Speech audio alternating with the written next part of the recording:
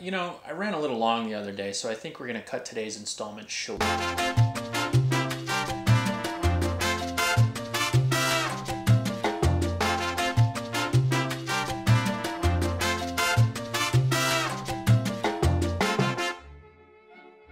Okay, where were we? I'm Human Subject 957, it's day 22, I live indoors at a fake museum. It's been about 3 weeks since I've seen the sun.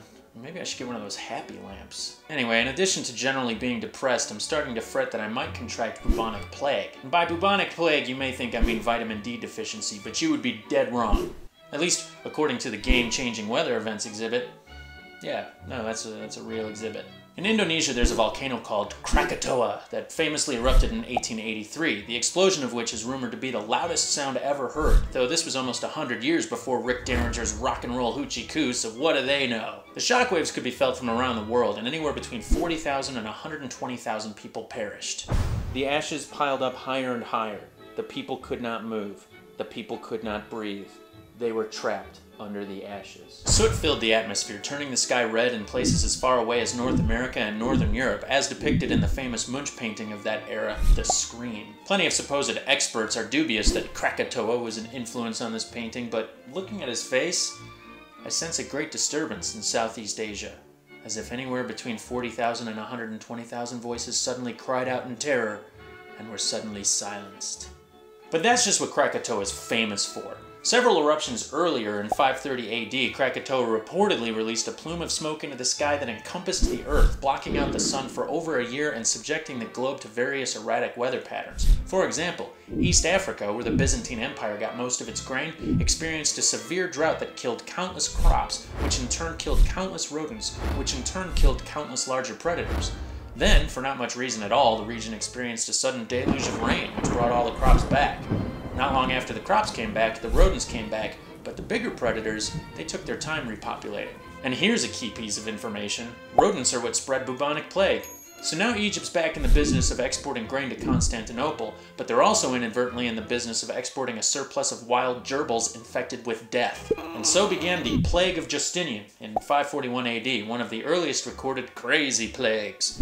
It was named after an emperor, Justinian I, also known as Justinian the Great, who was doing a pretty great job at the time pilfering an abundance of land around the Mediterranean from the Goths, the Vandals, and the punk rockers.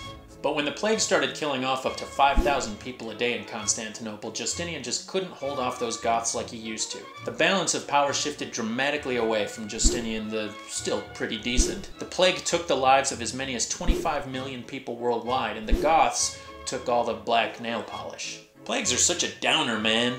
But nothing can lift you up quite like flying. Samuel Pierpont Langley is a name you might not have heard before. What sounds like a Mr. Show character is actually an aviation pioneer who, on December 8, 1903, gathered a variety of congressmen, military observers, and members of the press to witness the first ever deployment of a manned flying contraption. Langley had been the recipient of $70,000 worth of government and Smithsonian grants specifically assigned to this task, so if it didn't succeed, he'd have to move away.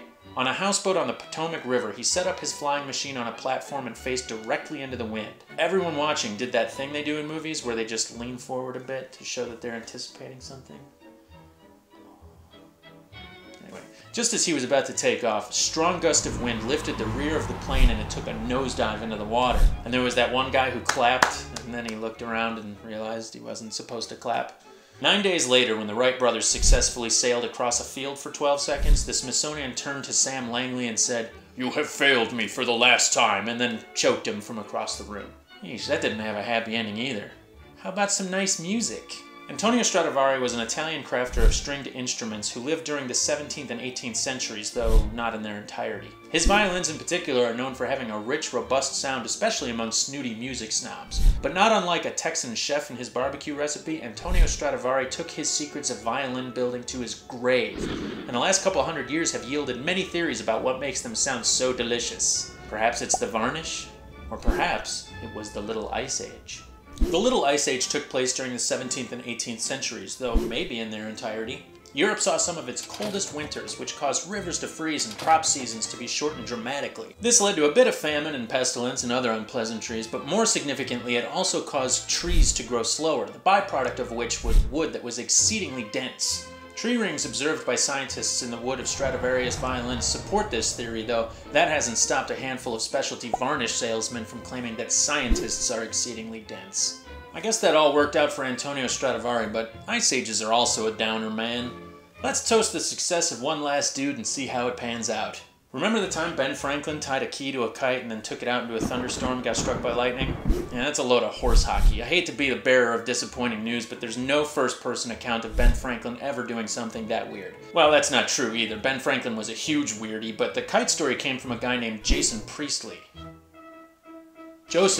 who claimed Ben Franklin told him all about it. However, in addition to being a huge weirdie, Franklin was in fact a huge electricity enthusiast. He pioneered several experiments that almost got him blowed up real good, but a significant revelation was what would be called Franklin rods, which were giant metal poles installed on the top of tall buildings to divert lightning away from the structure itself, which was especially useful for church steeples. Despite protecting churches, his experiments were considered by some to be the gay marriage of his time. A Boston minister wrote in 1753 that Benjamin Franklin's lightning conductor is a sacrilege that tries to avert the wrath of God.